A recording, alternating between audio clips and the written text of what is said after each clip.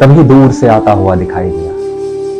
नदी के किनारे लाल मंडी की सड़क पर धीरे धीरे डोलता सा चला आ रहा था। धूसर रंग का चोगा पहने था और दूर से लगता था बौद्ध वृक्षों की ही भांति उसका सिर भी घुटा हुआ है। पीछे शंकराचार्य की ऊंची पहाड़ी थी और ऊपर स्वच्छ नीला आसमान। सड़क के दोनों ओर ऊंचे ऊंचे सफेद पेड़ों की कतारें।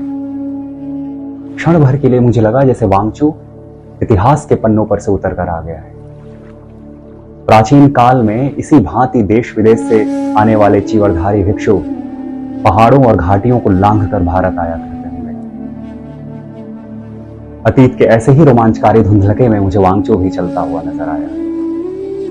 जब से वो श्रीनगर में आया था, बौद्ध विहारों के संग्रहालयों और खंडहरों में घूम रहा था।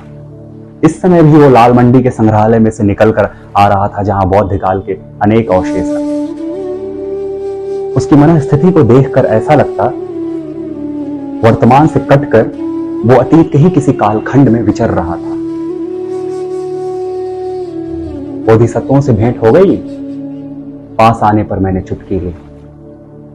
वो मुस्कुरा दिया, हल्की टेढ़ी सी मुस्कान, जिसे मेरी मौसेरी बहन 1.5 दांत की मुस्कान कहा करती,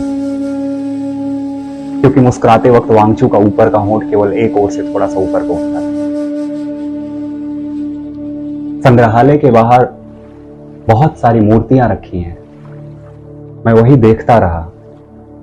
उसने धीमे से कहा और सहसा भावुक होकर बोला, एक मूर्ति के तो केवल पैर ही पैर बचे हैं। मैंने सोचा आगे कुछ कहेगा, परंतु वो इतना भावविह्वल हो उठा था कि उसके लिए बोलना असंभव हो गया। उसका गला रुंध गया था। फिर हम एक साथ घर की ओर लौटने लगे। महाप्राण के पहले पैर ही दिखाए जाते थे, उसने कांपती सी आवाज में कहा और अपना हाथ मेरी कोहनी पर रख दिया। उसके हाथ का हल्का सा कंपन धड़कते दिल की तरह महसूस हो रहा था। आरंभ में महाप्राण की मूर्तियां नहीं बनाई जाती थी ना।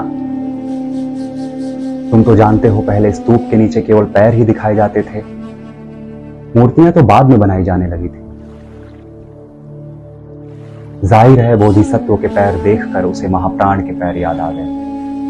वो भावुक हो उठा था।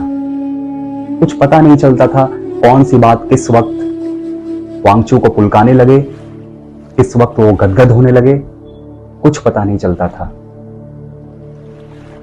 तुमने बहुत देर कर दी, सभी तुम्हारा इंतजार कर रहे हैं।